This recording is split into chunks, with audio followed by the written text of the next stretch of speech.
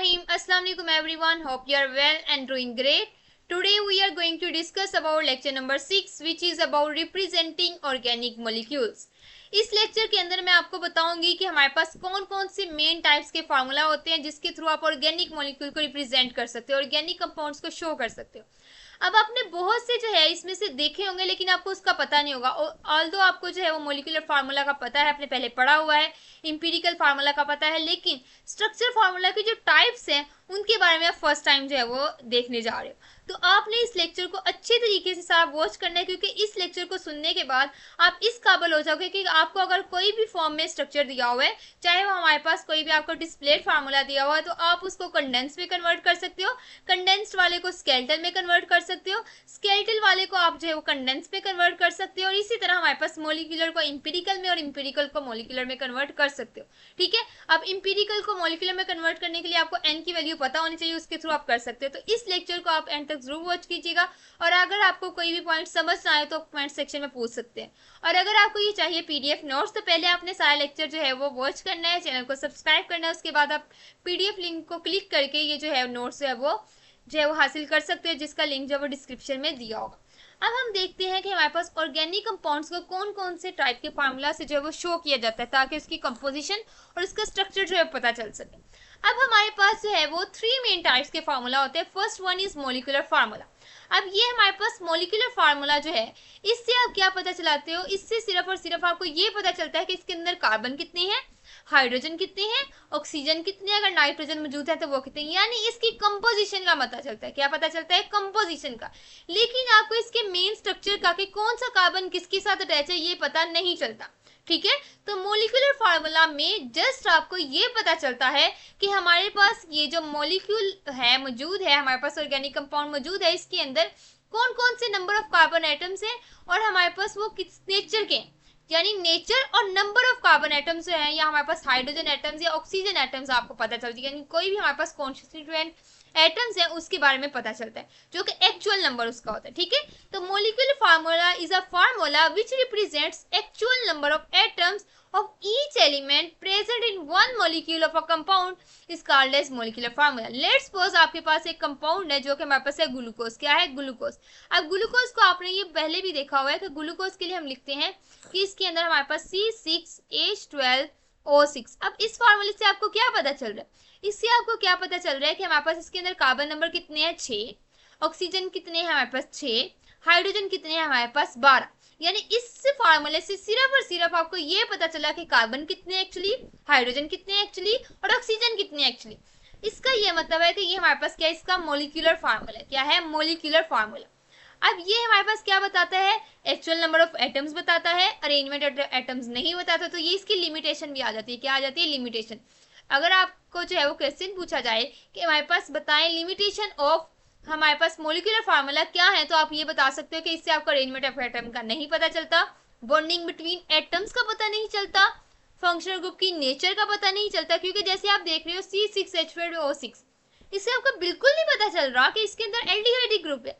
जबकि आप फर्दर जब स्ट्रक्चर फार्मूला में जाओगे तो वहां पे डिफरेंट काइंड्स होती हैं, जिससे आपको इजीली आइडेंटिफाई हो जाता है कि इसके अंदर कौन सा हमारे पास जो है वो फंक्शनल ग्रुप मौजूद है। ठीक है, उसके अलावा हमारे पास जो दो डिफरेंट कंपाउंड्स है उनका सेम मॉलिक्यूलर फार्मूला हो सकता है। ठीक है, जैसे हमारे पास लेट्स सपोज कि हमारे पास जो है वो कोई भी कंपाउंड है, जिसे मैं यहाँ पे अगर लिखना चाहूँ तो C2H6O, ये हमारे पास क्या है? एथेनॉल का फार्मूला है। इसी तरह हमारे पास जो है वो, अगर मैं बात करूँ, ये एथेनॉल है, और इसी तरह अगर मैं बात करूँ तो हमारे पास जो है वो C2H6O जो हमारे पास इसका था C3H2OH, ये हमारे पास एथेनॉल का था। इसके अलावा ये और किसका फार्मूला हो सकता है? ये हमारे पास जो है वो ईथर का भी हो सकता है, डाइमिथाइल ईथर का। किस तरह से? CH3OCH3। अब देखें, ये दोनों जो हमारे पास स्ट्रक्चर्स हैं, दोनों कंपाउंड्स हैं, इनका हमारे पास मोलिकुलर फार्मूला सेम है। तो आप ये एग्जांपल भी इसके अंदर कोट कर सकते हो कि हमारे पास जो है वो मोलिकुलर फार्मूला दो या दो से ज्यादा कंपाउंड का सेम हो सकता है। ठीक है, अब हम बात करते हैं कि हमारे पास जो है वो कुछ कंपाउंड एग्जांपल्स देखते हैं और उनका मॉलिक्यूलर फार्मूला देखते हैं। ब्यूटेन। ब्यूटेन में हमारे पास क्या होता है? 4 कार्बन एटम्स होते हैं और उसकी वैलेंसी पूरी करते हैं हम हाइड्रोजन से, यानी हमारे पास क्या होता है? CH3 CH2 CH2 CH3। ठीक है, तो यहाँ इस तरह से हमारे पास अरेंजमेंट हुई हुई है। आपको जो मोलिकुलर फार्मूला शो हो रहा है उससे ये अरेंजमेंट का पता नहीं चल रहा है। टोटल 4 कार्बन एटम है, हाइड्रोजन 10, ये ब्यूटेन का हो गया। उसके बाद एथेनॉल है, इसका C2H6O, ये आपको मैंने शो कर दिया। एथेनोइक एसिड यानी हमारे पास क्या है, एसिटिक एसिड है यानी CH3COOH। अब इसको हम C2H4O2 भी लिख सकते हैं, ठीक है। उसके बाद हम देखते हैं कि हमारे पास जो है वो सेम जो है वो 2 से ज्यादा कंपाउंड का हो सकता है। इन्होंने भी यहाँ पे सेम वही एग्जांपल कोट किया, एथेनॉल और मिथोक्सी मीथेन। अब हम डिस्कस करते हैं इंपीरिकल फार्मूला के बारे में। मॉलिक्यूलर फार्मूला जो है वो एक्चुअल नंबर ऑफ एटम्स के बारे में बताता है, जबकि empirical formula simplest whole number ratio होती है atoms of each element present in a molecule of a compound. यानी हमारे पास जो है वो इंपीरिकल फार्मूला जो है वो रेशियो करने के बाद हमारे पास आता है। जैसे कि हमारे पास लेट्स सपोज क्या था, C6H12O6, क्या है C6H12O6। अब इसमें कार्बन कितने हैं, 6, कितने हैं 6, हाइड्रोजन कितने हैं 12, ये मैं अभी मॉलिक्यूलर जो है आपको फॉर्मूला शो करिए। ऑक्सीजन कितने हैं हमारे पास 6, कितने हैं 6। इसको ऑक्सीजन का मैं जरा ठीक बना लेती हूँ क्योंकि अच्छा नहीं लग रहा, 6। अब इसकी अगर हम जो है वो इसकी नंबर ऑफ एटम्स जितने भी हैं उनकी रेशियो ले लें तो 6 1 द 6, 6 2 द 12 और 6 1 द 6, तो हमारे पास जो है वो 6 से सारे कटिंग हो गए। अब आपने एक ऐसा नंबर चूज करना है जिसपे वो सारे के सारे कटिंग हो जाए। तो 6 के टेबल में ये तीनों चीजें आ जाती है, तो 1:2:1 आ गई, यानी हमारे पास कार्बन की 1, हाइड्रोजन जो है वो 2 है और ऑक्सीजन ये। अब ये सिंपलेस्ट हमारे पास जो है वो रेशियो ऑफ एटम्स निकल गई जो कि हमारे पास CH2O है। तो ग्लूकोज का मॉलिक्यूलर फार्मूला ये था, जबकि इसका इंपीरिकल फार्मूला जो कि हमारे पास सिंपलेस्ट रेशियो ऑफ एटम्स को निकालने के बाद आया, तो ये हमारे पास क्या है, इसका इंपीरिकल फार्मूला। और आप देख रहे हैं कि मैंने यहाँ पॉइंट्स पे वैल्यू नहीं लिखी, होल नंबर लिखे, ठीक है। तो आपने भी सेम इसी तरह लिखना है। अब आपको पता चल रहा है कि ग्लूकोज का इंपीरिकल फार्मूला तो CH2O है, लेकिन इससे आपको एक्चुअल नंबर ऑफ एटम्स का पता नहीं चल रहा। तो इसकी एक और लिमिटेशन ऐड होगी with addition of limitations of molecular formula, कि हमारे पास इससे एक्चुअल नंबर ऑफ एटम्स का पता नहीं चलते। ना इससे बॉन्डिंग पता चलती है, ना इससे पता चलता है एक्चुअल नंबर ऑफ एटम्स का, ना इससे पता चलता है फंक्शनल ग्रुप्स का, ना इससे पता चलता है कि अटैचमेंट ऑफ एटम्स किस तरह से हुई हुई है। अब इसमें हमारे पास क्या होता है कि हमारे पास कॉमन फैक्टर से आप डिवाइड करके जो है वो देख सकते हो कि हमारे पास जो है वो किस तरह से सिंपलेस्ट रेशियो निकल सकते हैं। जैसे C6H12O6 के अंदर 6, 12 और 6 था, तो मैंने जो है वो इन सब में कॉमन फैक्टर क्या था, 6 था, तो मैंने 6 से सबको डिवाइड किया तो 1:2:1 आ गया। इसी तरह हमारे पास C4H10 है, तो इसका हमारे पास मॉलिक्यूलर फार्मूले का इंपीरिकल फार्मूला क्या निकलेगा, C4H10 है यानी 4:10 है। तो अब 4:10 में हमारे पास जो है वो कॉमन फैक्टर इसमें हमारे पास क्या आ रहा है 2, तो हमारे पास 2 2 द 4 और 2 5 द 10, तो 2:5 आ जाएगी, यानी कार्बन 2 और हाइड्रोजन 5। इसी तरह C2H4O2 है, तो कार्बन हमारे पास यहाँ पे सिंपलेस्ट होल रेशियो अगर हम निकालना चाहिए तो 2 पे अगर हम डिवाइड करें सबको तो 1:2:1 आ जाएगी, यानी कार्बन 1 है, हाइड्रोजन 2 है और ऑक्सीजन 1 है। तो ये हमारे पास हो गया इंपीरिकल फार्मूला। अब हम देखते हैं difference between molecular and empirical formula. अब मोलिकुलर फार्मूला में क्या पता चलता है, एक्चुअल नंबर ऑफ एटम्स का पता चलता है। इंपीरिकल फार्मूले में सिंपलेस्ट रेशियो ऑफ एटम्स का पता चलता है। मोलिकुलर फार्मूला मोलिकुलर कंपोजिशन बताता है, जबकि हमारे पास इंपीरिकल फार्मूला सिंपलेस्ट कंपोजिशन बताता है कि हमारे पास अगर कार्बन जो है वो हमारे पास 1 है तो हाइड्रोजन कितने होंगे, ठीक है। तो ये सिंपलेस्ट कंपोजिशन बताता है, ये हमारे पास बताता है कितने परसेंटेज हमारे पास जो है वो मौजूद है हमारे पास कार्बन हाइड्रोजन वगैरह। इसकी एग्जांपल आप कोई भी लिख सकते हो और इसकी एग्जांपल भी आप कोई भी लिख सकते हो जो कि ऊपर मैंने बताई हुई, ठीक है। अब हम डिस्कस करते हैं स्ट्रक्चर फार्मूला के बारे में, जो कि हमारे पास बताता है कि किस सीक्वेंस में हमारे पास एटम्स जो है वो अरेंज हुए हैं, ठीक है। हमारे पास ये नंबर ऑफ कार्बन एटम्स के बारे में बताता है, ईच नंबर ऑफ एटम के बारे में बताता है, उसके साथ साथ अरेंजमेंट ऑफ एटम्स के बारे में बताता है। अब इससे हमारे पास अरेंजमेंट का पता चलता है, बॉन्डिंग बिटवीन एटम्स का पता चलता है, फंक्शनल ग्रुप्स का पता चलता है, और ये हमारे पास ऐसे कंपाउंड को डिफरेंशिएट कर देता है, डिस्टिंग्विश कर देता है, जो कि मॉलिक्यूलर फार्मूला सेम रखते हैं, जैसे कि मिथॉक्सी मीथेन और एथेनॉल था, ठीक है। अब उन दोनों के अंदर हमारे पास फंक्शनल ग्रुप डिफरेंट थे, अरेंजमेंट डिफरेंट थी, तो वो किसके थ्रू हमारे पास डिफरेंशिएट हो सकते हैं, स्ट्रक्चर फार्मूला के थ्रू, ठीक है। अब हम बात करते हैं कि हमारे पास टाइप्स ऑफ स्ट्रक्चर फार्मूला कौन कौन से हैं। तो first one is displayed formula, second one is condensed formula and third one is skeletal formula, ठीक है। अब पहले हम देखते हैं डिस्प्लेड फार्मूला हमारे पास क्या है, जिसका दूसरा नाम क्या है, ग्राफिकल फार्मूला। क्या है, ग्राफिकल फार्मूला। अब इसके अंदर हमारे पास हर जो बॉन्ड है उसको शो किया जाता है विद अ सिंगल लाइन। क्या किया जाता है, विद ए सिंगल बॉन्ड को सिंगल लाइन से, डबल बॉन्ड को डबल लाइन से, ट्रिपल बॉन्ड को जो है वो ट्रिपल लाइन से, ठीक है। इसमें हमारे पास क्या होता है, the formula which shows all the atoms all the bonds between the atoms and the type of bonds and the position of function, यानी हर चीज उसको डिस्प्ले कर देता है। इसको हम कहते हैं डिस्प्लेड फार्मूला। इससे अब फीचर्स हम बाद में देखेंगे, पहले मैं आपको एग्जांपल बताती हूँ। जैसे ब्यूटेन है, अब ब्यूटेन को हम CH3 CH2 CH2 CH3 हम लिख रहे होते हैं। तो इसमें हमारे पास कितने कार्बन है? ब्यूटेन है तो हमारे पास कितने हैं? हमारे पास 4 कार्बन है, यानी हमारे पास 1 2 3 एंड 4। और बाकी आपने क्या करना है, हर कार्बन के 4 बॉन्ड पूरे करने हैं। एक इस कार्बन से बनाया तो 4 इसके किसके साथ होंगे? हाइड्रोजन के साथ होंगे। किसके साथ होंगे? हाइड्रोजन के साथ होंगे। तो 4 इसने जो है वो हाइड्रोजन से बॉन्ड बनाए हुए। किससे बनाए हुए हैं? हाइड्रोजन से बॉन्ड बनाया। इसी तरह ये कार्बन का एक बॉन्ड इसके साथ है, एक इसके साथ है, तो 2 हाइड्रोजन से बन जाएंगे, तो इसके भी 4 बॉन्ड कंप्लीट हो गए। ठीक है, आपने जो ऑक्टेट है वो कंप्लीट करना है, वैलेंसी उसकी पूरी करनी है, तो इसलिए आपको हर कार्बन के जो है वो 4 बॉन्ड्स बनाने पड़ेंगे।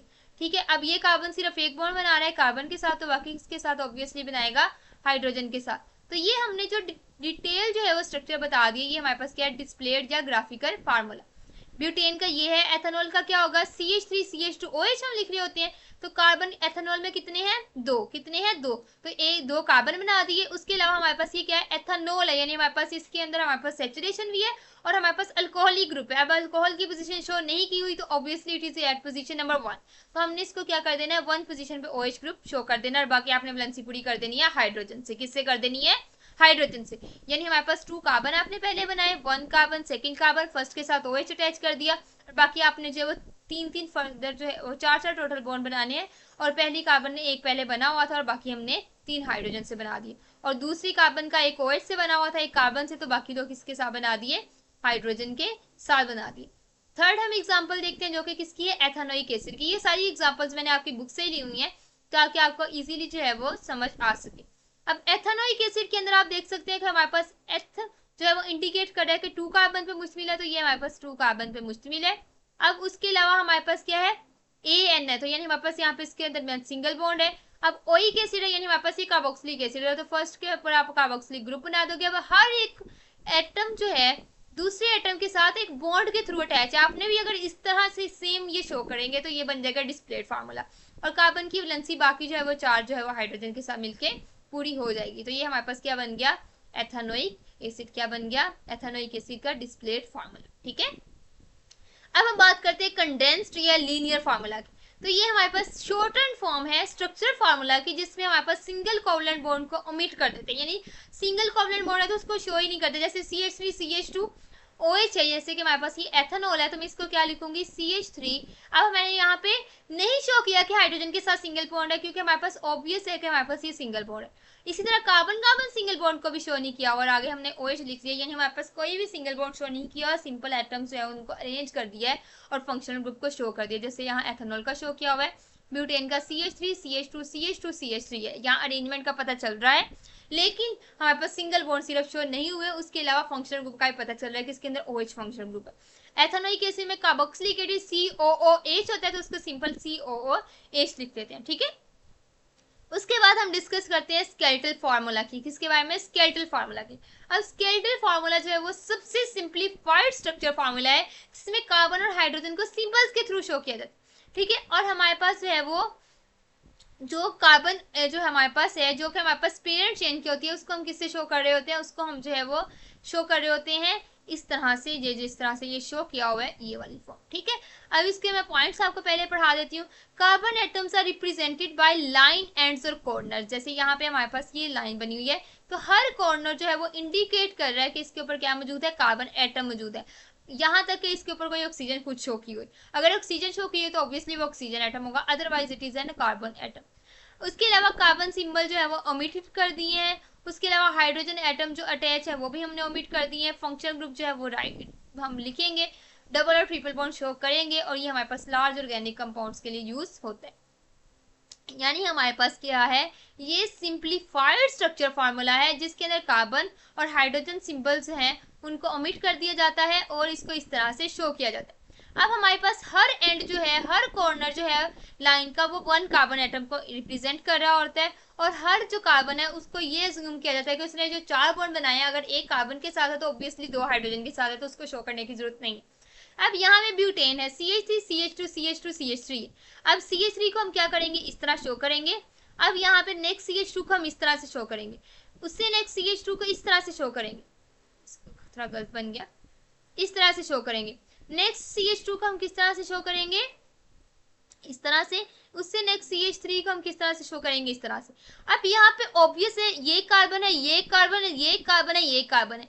अब जो बाकी का हमारे पास कार्बन की वैलेंसी है वो ऑब्वियस है कि वो हाइड्रोजन से पूरी, यानी यहाँ पे CH3 है, यहाँ CH2 है, यहाँ CH2 है, यहाँ CH3 है। ये ऑब्वियस है। क्यों ऑब्वियस है? क्योंकि हमारे पास कार्बन रखता है 4 वैलेंसी, तो अगर एक उसने कार्बन से बनाई है तो बाकी हाइड्रोजन से होगी। ये वाली इसने 2 कार्बन से बॉन्डिंग बनाई है, 21 कार्बन से 21 कार्बन से, तो 2 ऑब्वियसली उसके हाइड्रोजन से होंगे, यानी ये CH2 होगा। इस कार्बन ने एक कार्बन इससे बॉन्ड बनाया, किससे बनाया, तो ऑब्वियसली 2 हाइड्रोजन से बनाएंगे। इस कार्बन ने सिर्फ एक बॉन्ड बनाया है सेकंड कार्बन के साथ, तो ऑब्वियसली इसने 3 बॉन्ड बनाए होंगे हाइड्रोजन के साथ। ठीक है, उसके बाद हमारे पास आ गया एथेनॉल। अब एथेनॉल जो है वो कितने कार्बन कंटेनिंग है, 2, तो इसको इस तरह शो कर दूंगी। और फर्दर हमारे पास क्या OH है, तो नेक्स्ट हमारे पास कार्बन की जगह OH बना देंगे। क्या बना देंगे, OH बना देंगे। फंक्शनल ग्रुप आपने लाजमी शो करना है, तो ये CH3 है, ये CH2 है।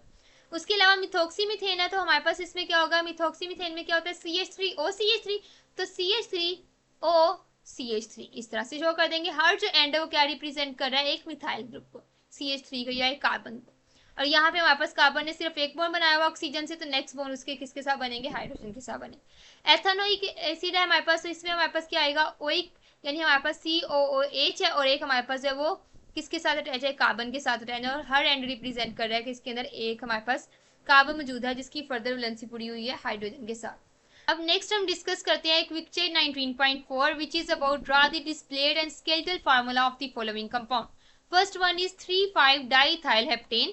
इसको मैं किस तरह से बनाऊंगी, पहले हमने हेप्टेन यानी 7 कार्बन कंप्लीट करना है, तो 1 2 3 4 5 6 एंड 7। अब पोजीशन नंबर 3 और 5 के ऊपर 2 इथाइल ग्रुप रहेंगे। 3 वाली पोजीशन पे भी इथाइल ग्रुप बनेगा और 5 वाली पोजीशन पे बनेगा।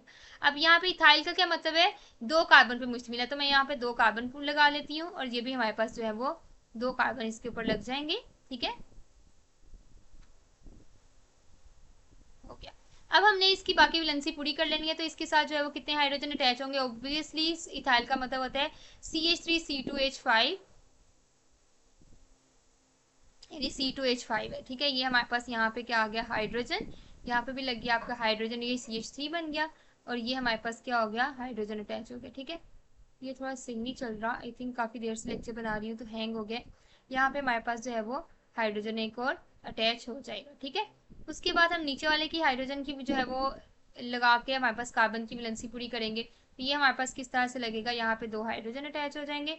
इसी तरह हमारे पास नीचे वाली कार्बन के ऊपर 3 हाइड्रोजन अटैच हो जाएंगे, क्योंकि हमने कार्बन की जो ऑक्टेट है वो कंप्लीट करना है, उसकी जो 4 वैलेंसीज है वो पूरी करनी है। ठीक है, तो हमारे पास क्या आ जाएगा, यहाँ पे 4 हाइड्रोजन जो है वो 4 बॉन्ड जो है पूरे हो जाएंगे 3 हाइड्रोजन के साथ कार्बन को अटैच करके। ठीक है, यहाँ पे मैंने 3 उसके हाइड्रोजन शो कर दिए। ठीक है, उसके बाद हमारे पास क्या हुआ, बाकी अपने कार्बन की वैलेंसी पूरी कर लेनी है। ये कार्बन कितने हाइड्रोजन से अटैच होगा, 3 के साथ। ये कितने के साथ अटैच होगा, 2 के साथ। ये कितने के साथ अटैच होगा, 2 के साथ। ये कितने के साथ अटैच होगा, 2 के साथ। ये कितने के साथ अटैच होगा, 3 के साथ। ठीक है, क्योंकि हमने कार्बन के 4 बॉन्ड कंप्लीट करने, तो यहाँ पे हमारे पास क्या हो जाएगा, यहाँ पे एक हाइड्रोजन अटैच होगी, यहाँ पे भी हमारे पास एक हाइड्रोजन अटैच होगी, यहाँ पे भी हमारे पास एक हाइड्रोजन अटैच होगी। उसके अलावा हमारे पास यहाँ पे, अब आप देख रहे हो कि हर जगह कार्बन के 4 बॉन्ड कंप्लीट है। आप अगर हर कार्बन को एज ए सेंटर कंसीडर करो तो आपको पता चलेगा कि हर कार्बन के ऊपर 4 बॉन्ड बने हुए हैं। ठीक है, तो आपने देखना है कि हमारे पास जो है वो सबकी जो कार्बन है उसके साथ 4 बॉन्ड बने हो, यानी इसके 8 जो इलेक्ट्रॉन्स है वो कंप्लीट हो, क्योंकि 4 बॉन्ड्स हैं, हर बॉन्ड के अंदर कितने इलेक्ट्रॉन्स हैं, हमारे पास 2 इलेक्ट्रॉन्स है। तो अगर हमारे पास कितने हैं, 4 बॉन्ड कार्बन ने बनाया तो उसका ऑक्टेट कंप्लीट है। ठीक है, तो ये हमारे पास बन गया CH3CH2 CH CH2 CH3, और फिर वो वाला जो कार्बन था वो CH2 CH CH2 CH3, और वो अटैच है CH2 CH3 के साथ। तो ये हमारे पास बन गया 3,5-डाइथाइल हेप्टेन। अब हम बनाते हैं इसका कौन सा फार्मूला हमने बनाना है, इसका स्केलेटल फार्मूला। तो इसका स्केलेटल फार्मूला किस तरह से बनेगा, ये हमारे पास 7 कार्बन पे मुश्तमिल है, तो 1 2 3 4 5 6 और 7, और पोजीशन नंबर 3 के ऊपर मिथाइल ग्रुप है, और पोजीशन नंबर 5 के ऊपर मिथाइल ग्रुप है। तो ये हमारे पास इसका बन गया स्केलेटल फार्मूला। नेक्स्ट हमारे पास है 2 ब्रोमो 3 3 डाइक्लोरो हेक्सेन। क्या है, 2 ब्रोमो 3 3 डाइक्लोरो हेक्सेन।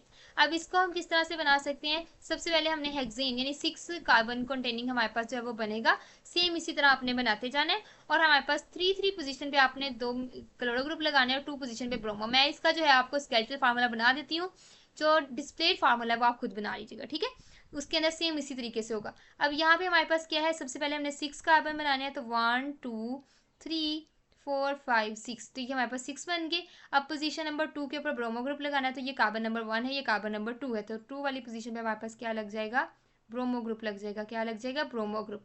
और पोजीशन नंबर 3 पे हमारे पास 2 दफ़ा हमारे पास क्या लगेगा, क्लोरो ग्रुप, यानी हमारे पास 3 के ऊपर 2 क्लोरो ग्रुप लगाए हैं। तो मैं इसको इस तरह से शो कर देती हूँ, एक क्लोरीन और एक ये क्लोरीन, ठीक है। तो ये हमारे पास क्या बन गया, 2 ब्रोमो 3 डाई क्लोरो हेक्सेन, ठीक है। उसके बाद हम डिस्कस करते हैं हमारे पास 2 मिथाइल ब्यूटानल के बारे में। आप इसका जो है वो डिस्प्ले फार्मूला खुद बनाइएगा, जबकि कंडेंस्ड फार्मूला मैं आपको शो कर देती हूँ। अब ब्यूटानल के अंदर हमारे पास कितने कार्बन बनेंगे, ब्यूटानल इंडिकेट कर रहा है कि हमारे पास 4 कार्बन पे मुश्तमिल हमारे पास ये क्या है, एल्डिहाइड है। क्या है, एल्डिहाइड है। अब इसको हम किस तरह शो करेंगे, ये हमारे पास एल्डिहाइड है और हमारे पास पोजीशन नंबर 2 पे मिथाइल ग्रुप अटैच है, तो ये कार्बन नंबर 1 और ये कार्बन नंबर 2 है, तो 2 पोजीशन पे हमारे पास क्या मौजूद है, मिथाइल ग्रुप मौजूद है, जिसको आप सिंगल जो है वो एक एच बना के शो कर दोगे। उसके बाद हमने डिस्प्लेड और कंडेंस्ड फार्मूला शो करना है एथेनॉल का और मिथोक्सीमीथेन का, और हमारे पास ये जो है आइसोमर सेम मॉलिक्यूल के हैं या नहीं, ये चीज़ जो है वो आप पीछे से देख सकते हो कि मैंने इसका जो है वो शो किया हुआ है। डिस्प्लेड फार्मूला ये हमारे पास किसका है, एथेनॉल का है। इसी तरह हमारे पास अगर मैं बताऊं कि आपके पास जो है वो मिथोक्सीमीथेन का किस तरह से बनेगा, तो CH3, ठीक है, OCH3, ये हमारे पास किसका बन गया, हमारे पास बन गया मिथोक्सीमीथेन का। किसका बन गया, मिथोक्सीमीथेन का। उसके बाद हम नेक्स्ट देखते हैं कि हमारे पास ये दोनों आइसोमर्स हैं या नहीं। तो मैंने अभी आपको थोड़ी देर पहले बताया था कि इसके अंदर हमारे पास मिथोक्सीमीथेन और हमारे पास दूसरा कौन सा है, हमारे पास एथेनॉल, उन दोनों का हमारे पास क्या मॉलिक्यूलर फार्मूला सेम है। जैसे कि यहाँ पे मैंने एक एग्जांपल भी लिखी हुई थी, एथेनॉल और मिथोक्सीमीथेन दोनों का जो है ये आपको कंडेंस फार्मूला मिल गया, वो आपको मिल गया, मैंने आपको इसका डिस्प्लेड फार्मूला बता दिया। अब दोनों का जो मॉलिक्यूलर फार्मूला वो क्या है, सेम है। दोनों का मॉलिक्यूलर फार्मूला क्या है, C2H6O। तो as a result we can say कि हमारे पास क्योंकि इनका मॉलिक्यूलर फार्मूला सेम है, तो ये सेम मॉलिक्यूल, ये हमारे पास आइसोमर्स हैं। Although they are not same molecules, लेकिन हमारे पास ये जो है वो आइसोमर्स हैं। लेकिन हमारे पास ये जो है हमारे पास सेम मॉलिक्यूल नहीं हो सकता। क्यों नहीं हो सकता, क्योंकि हमारे पास जो है इसका जो है हमारे पास फंक्शनल ग्रुप दोनों के चेंज है। एक के अंदर हमारे पास क्या है, ईथर है, और दूसरे के अंदर हमारे पास कौन सा फंक्शनल ग्रुप है, अल्कोहलिक। उसके अलावा हमने स्केलेटल फार्मूला शो करना है एथेनोइक एसिड का, तो एथेनोइक एसिड का स्केलेटल फार्मूला मैंने ऊपर दिया हुआ है, तो आप उसी को देख सकते हैं।